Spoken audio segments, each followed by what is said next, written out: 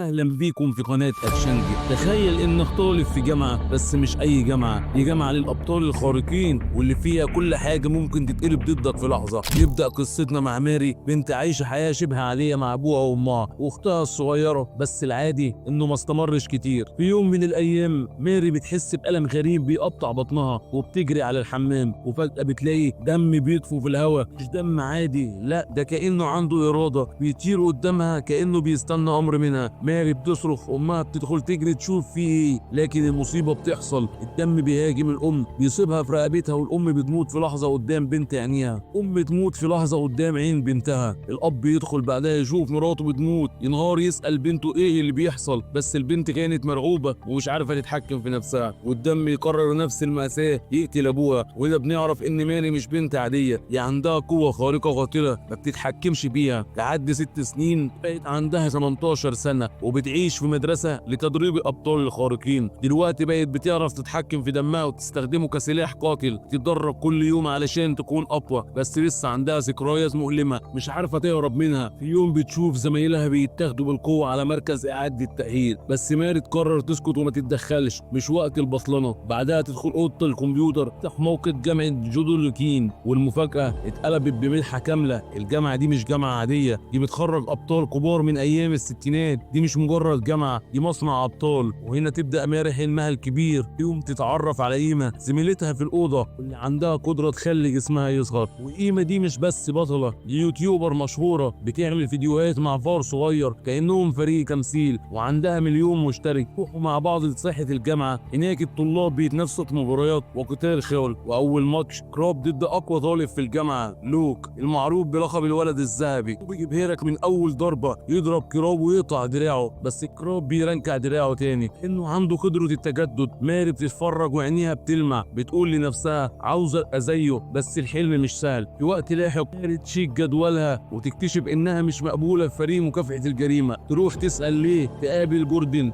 ليه الطالب التاني الاقوى في الجامعة واللي عنده القدرة يبدل بين شكل ولد وبنت. جوردن يقول لها مفيش اماكن فاضية، وماري تخرج من غير فايدة. في نفس الليلة وهي تمشي بالحرم الجامعي، تشوف طالب خارج بيهجم على الحراس، تحاول توقفه بس تفشل. واللي ينقذ الموقف طالب اسمه اندريه، وفعلا يقبضوا على المهاجم. تاني يوم لوك يسمع خبر يفرح اي طالب، قبل في فريق السبعة. ده حلم اي بطل خارق، بس لوك شكله ما كانش فرحان قوي. بعدها اندريه يدعو ماري لحفلة مع لوك والناس. هي فيها تتردد، اصل الخروج بالليل ممنوع، بس اندريه يقول لها المكان هناك لو غيرت رايك. فعلا ماري تقعد تفكر وتقول ايه يعني، خلينا نروح. بنروح للحفلة، وماري اول ما بتوصل تتعرف على لوك وصاحبتها كاي، والدنيا ماشيه تمام لحد ما تكتشف ان جوردن ليه موجود، الشخص اللي منعها تدخل مدرسه مكافحه الجريمه. وبكده سهرتها اتحولت لمزاج من توتر وفضول. بعد شويه الجروب كله يقرر يروح تاور السبعه، وبعدها على بار علشان يحتفلوا. ماري تقعد تتكلم مع لوك، وتفاجئوا لما تقول له ان ابوها اداها مركب فيه وهي صغيره، وانها اكتشفت قواها وهي عندها 12 سنه. المركب الفي ده هو ده الماده اللي بتدي للناس قدرات خارقه. ماري بتحاول تتعايش معاه من سنين. في البار اندريه يتقل شويه على بنت عاديه، يرميها من غير قصد، تنزل على الارض والدم ينزف منها. يقول له لازم نغور فورا قبل ما الدنيا ما تولع. بس ماري تشوف المنظر وتحس ان الماضي بيرجع لما فقدت امها بنفس الطريقه. تقرر تكسر القاعده وتدخل تساعد البنت، وباعجاز خارق توقف النزيف وتخلي الكل يفتح بقه من الصدمه. والناس صوروا كل حاجه. وتاني يوم الفيديوهات تنتشر، وماري تصحى تلاقي نفسها مشهوره. الشهره توصل لبروفيسور برينك مدير الجامعه ويطلب يقابلها. ماري بتفرح وتقول ايه هيدخلني في قسم مكافحه الجريمه دلوقتي. وبرينك فعلا يقابلها ويشكرها على بطولتها، لكن بعدها الصدمه، يطردها من الجامعه. ليه؟ علشان لو حد عرف بالحفله واللي حصل في البار سمعه الجامعه كلها تتدمر، وخصوصا ان لوك واندريه وجوردان كانوا موجودين وسكرانين، واسهل حاجه يقولوا ان ماري هي السبب ويشيلوها من على المساحه. ماري تنهار وتخرج وهي مش مصدقه اللي حصل. بس في ليله مليانه لخبطه، لوك يصحى يسمع صوت اخوه بينادي عليه. يفتح باب الحمام يلاقي نفسه في غابه، واخوه سام بيقول له ساعدني، ده مش حلم، دي حقيقه. بس فجاه يرجع تاني لاوضته ويتلخبط اكتر. لوك بيروح على مكتب برينك، وفي نفس اللحظه ماري اللي كانت غاضبه قررت تروح تترجاه يغير قراره. بس الصدمه التانيه تلاقي لوك بيحرق برينك قدامها. لوك بيقول لها انا ما كنتش عايز اعمل كده، بس شفتك يعني لازم اموتك برضه. تهرب وبتقابل جوردان بحقيقته كأنثى، ولما يعرف ان لوك عايز يقتلها يقف قدامه ويحصل اشتباك خارق. جوردان يبدأ يبدل يبدل بين شكل الولد والبنت ويحاول يصمد قدام لوك، بس للاسف ما قدرش يهزمه تماما. ماري بتهرب، بتقابل اندريه وتصرخ لوك قتل برينك. لوك يوصل وراها لسه عايز يخلص عليها، بس يلاقي الطلبه حواليه بيصوروه. في لحظه ندم يحضن اندريه ويقول له انا اسف، بعدين يطير للسما، جسمه يولع، بوم، ينفجر قدام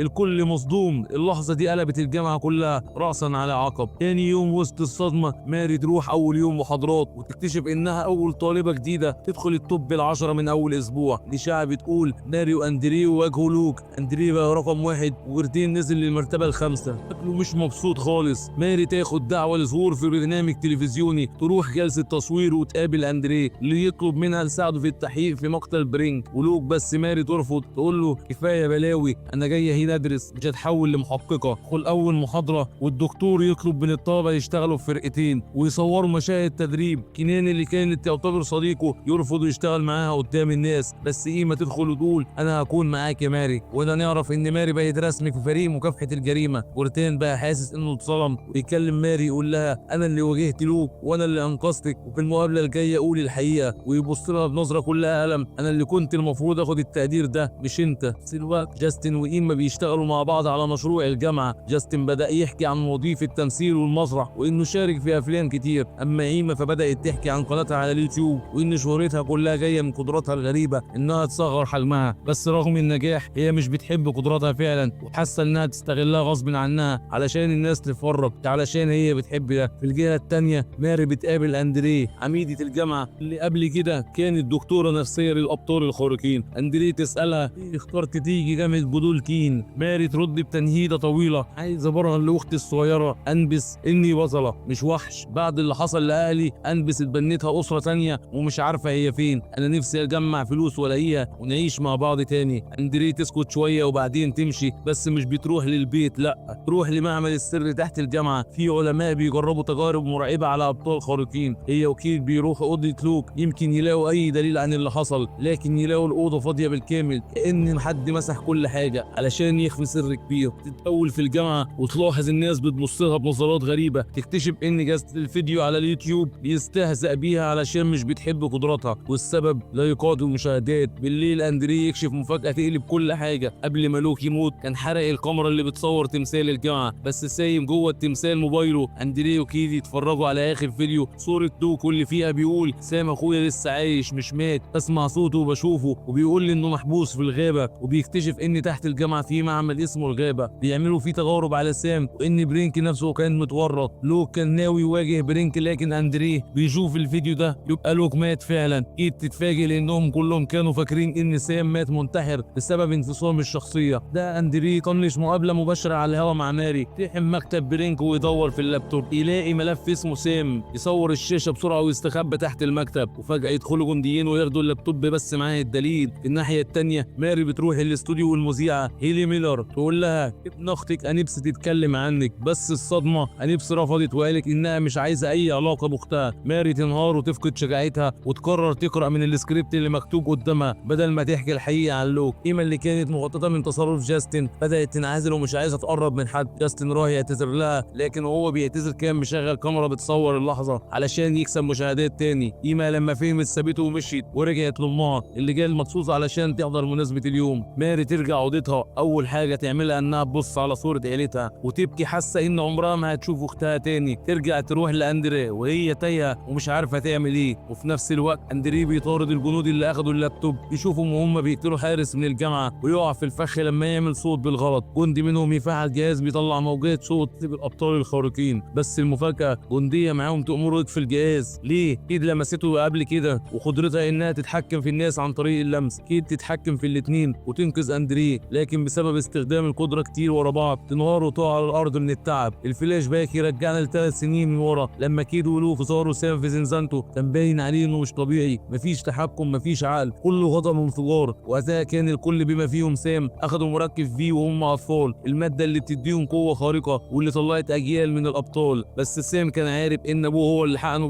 بالمركب واللي خلاه يتشقلب نفسيا ويعيش انفصام في الشخصيه. صرخ وقال ابويا هو السبب، انا مش كده، هو اللي عمل فيا كده. لوك حاول يهديه وفعلا هداه شويه، لكن الدنيا ولعت لما جندي بالغلط ضرب طفله. سام اتجنن قتل الجندي بطريقه بشعه وقلب بطنه حرفيا. وبعدين هاجم لوك فدخل كيت بسرعه لمسته بايديها وهدته وخلته ينام لان مفيش حد تاني يقدر يوقفه. نرجع للوقت الحالي، كيت تفوق من الاغماء واندري يقول لها سام لسه عايش زي ما لوك قال. صدمه خلت دمها يبرد. ماري ترجع تقعد مع ايما اللي بدات تفتح قلبها اكتر، لا ان قدراتها محتاجه اكل مستمر علشان ترجع لحجمها الطبيعي، وان ده بيخليها دايما موضع سخريه بين الناس. تاني يوم ماري تروح تاكل فطار في بيت اندري وبتبدا تحس انها بتتقرب منها. تمدح ظهور ماري في اللقاء التلفزيوني وتدعي لها لحفله تكريم لبرينك. في نفس الليله وسط الخريجين والرعاة الكبار ماري توافق وفرحانه انها بدات تلاقي مكان وسط الناس دي. لكن في الحفله كل الطلاب جمعوا معاهم اهاليهم. ماري كانت من القلائل اللي كانت لوحدها، واندري قالت لها انت لازم تكذبي بخصوص اهلك، احنا مش عايزين الرعاة يعرفوا الحقيقه. في الوقت ده ايما تقابل مع رعاة من الرعاة ويقول لها عايزينك في برنامج تلفزيوني. البنت بتفرح لحد ما بتعرف انهم عايزين يزوروها علشان وهي بتاكل تكبر، محتاجينها تبقى نكته على الشاشه مش بطله حقيقيه. تروح الحمام تبكي وهناك تلاقي ماري اللي تطبطب عليها وتواسيها. بعد شويه اندري ياخد ايما على جنب ويوريها صوره لسام ويقول لها هو محبوس وعايزك تساعديني ندخل المعمل اللي تحت ونعرف هما بيعملوا فيه ايه. ايما توافق وتقول اصغر واتسلل من غير ما حد يشوفني. واثناء ما الناس مشغوله بالحفله فعلا تصغر وتدخل وسط الاكل اللي رايح لسام ومعاها جهاز تتبع، وبالفعل توصل لسام. اول ما يشوفها يشك فيها ويحبسها. اندري يلاحظ ان التتبع وقف، يقلق ويقرر يروح ينقذها، بس ابوه توماس يوقفه يساله انت مخبي ايه. اندري يقول له الحقيقه في وجود معمل سري تحت الجامعه بيجربوا فيه على ابطال خارقين. توماس اول ما يسمع الكلام وشه يصفر ويقول له انسى الموضوع ده فورا، دي ناس ممكن تقتلك لو فتحت بقك. في زنزانه سان ايما تحاول تقنعه انها جايه تساعده. هو في الاول يفتكرها عوام لحد ما يقول لها كل مره حاولت اهرب حد اتاذى وبطلت اجرب، بس لما تقول له لوك هو اللي بعتني يتاثر ويقول لها انا عارف كود الباب خديه وافتحي الباب من بره. في الوقت ده ماري تكتشف ان اندري جايب لها الدعوه للحفله مش عشان تكريم ولا حاجه، جايبها علشان تستعرضها قدام الرعاة وتلم تمويل. تحس انها استغلت وتخرج متضايقه وتقابل جوردان وكيت على اللي حصل مع اهلها. الاتنين يتاثروا بكلامها ويبداوا يتقربوا منها ويشكلوا صداقه حقيقيه. كيت كمان بتحكي لما كانت صغيره قلت لاخويا ما يرجعش البيت من غير ما اعرف ان كلمتي هتتحول لامر، ومن ساعتها ما رجعش ومحدش عارف هو فين. نرجع لايما اللي قدرت تدخل زنزانه سام بنجاح، بس قبل ما تلحق تعمل اي حاجه جهاز الانذار يرن والصوت يزلزل المكان. سام يلتفت ويفهم على طول الحراس عرفوا انك هنا، يجري يساعدها تهرب لكن الكهرباء تضربه جوه الزنزانه ويفقد الوعي. هتيجي اول مره تحس انها مش صغيره، بالعكس تاخد حق سام بطريقتها، تنط على حارس تدخل من ودنه وتخرج من الثانيه. والله مشهد دموي يخلي اي حد يقول انا مش جاهز للحلقه دي. لكن للاسف حارسين تانيين يدخلوا مسلحين ومدججين. ايما وسام يتكتفوا بس في الاخر يقتلوا الكل ويهربوا ورايحين على سينما قديمه مهجوره يستخبوا فيها. من الناحيه الثانيه دكتور كاردوسا يلاقي جثه الحارس ويفكر ان سام هو اللي قتله، وخاصه لما اندري تلاقي فرد الجزمه ايما الصغيره فيبداوا يركبوا القصه الغلط على مزاجهم. وفي نفس اللحظه ماري واندري وجوردان وكيت يلاقوا جهاز تتبع ايما بتساب بره الجامعه ويتفاجئوا باشعار تصنيف الطلاب الجديد. اندري لسه في المركز الاول، ماري طلعت للمركز الثاني وجوردان سابته في المركز الخامس. بس اندري يقول يا جماعه الترتيب مش قضيتنا، في مصيبه تحت رجلينا. جوردان تقول لو فعلا في معمل سري تحت الجامعه وبرينك متورط يبقى كل الدكاتره متشاركين ومفيش حد امن، وتنصحهم يبعدوا عنهم علشان سلامتهم